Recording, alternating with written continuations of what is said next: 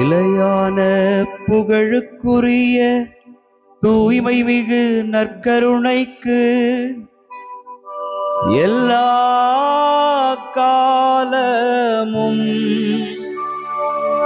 ஆராதனையும் புகழும் ஆட்சியும் உண்டாக கடவது.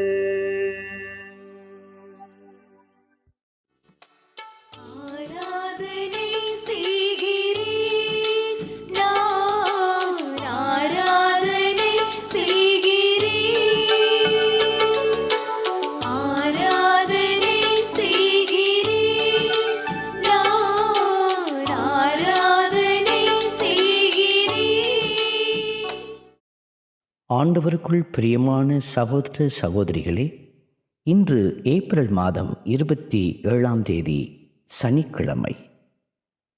ஆண்டவருடைய பிள்ளைகள் அனைவரும் ஆண்டவரிடத்திலே வந்து சேர வேண்டும் என்று ஆண்டவர் விரும்புகிறார்.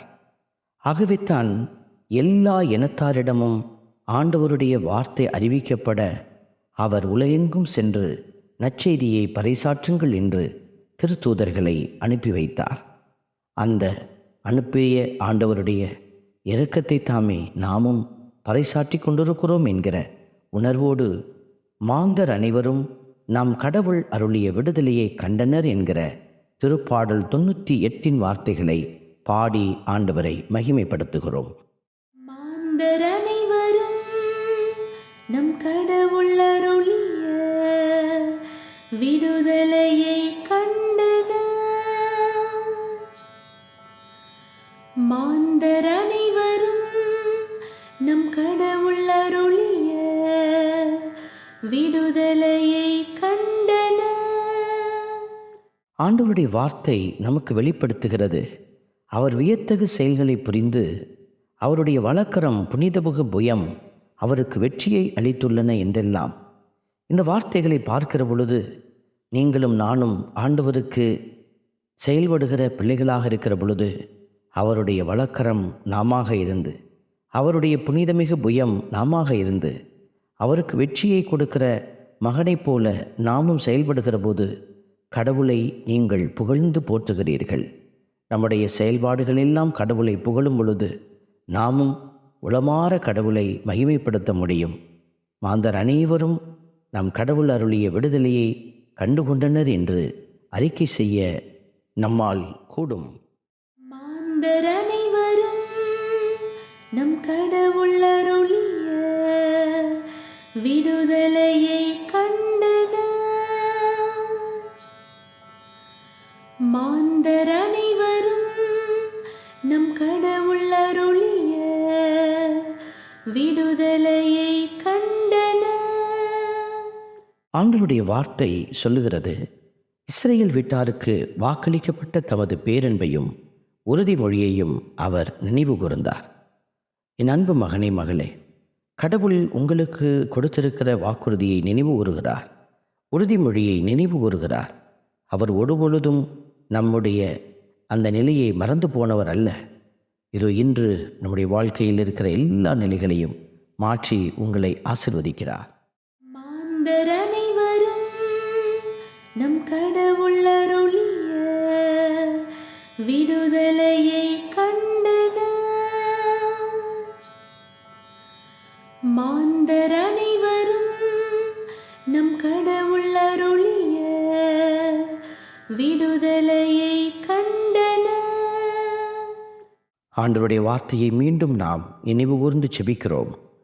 உலகெங்கும் வாழ்வோரே, நாம் ஆண்டவரை ஆர்ப்பரித்து பாட, மகிழ்ச்சியுடன் ஆர்ப்பரித்து புகழ்ந்தேத்து அழைக்கப்படுகிறோம்.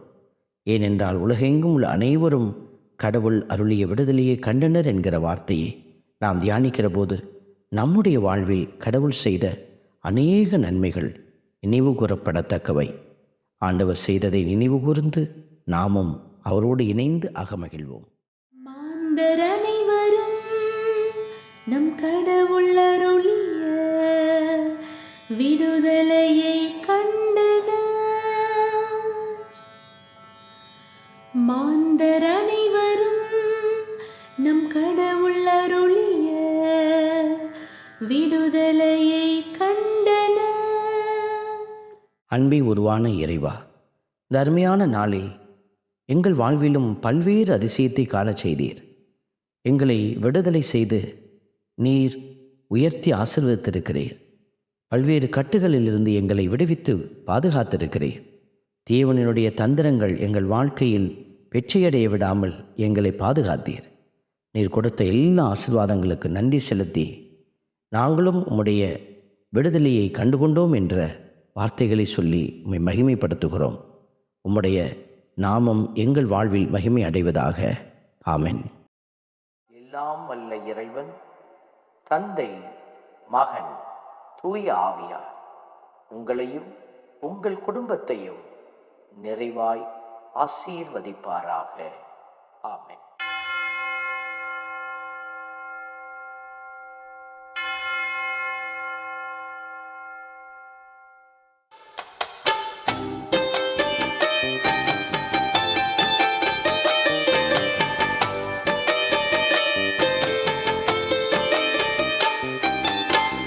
நற்கருணை நாதரே எம்மை துணையாக வாருமே.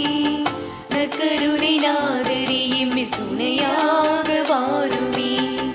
நற்கருணை நாதரே எம்மை துணையாக வாருமே.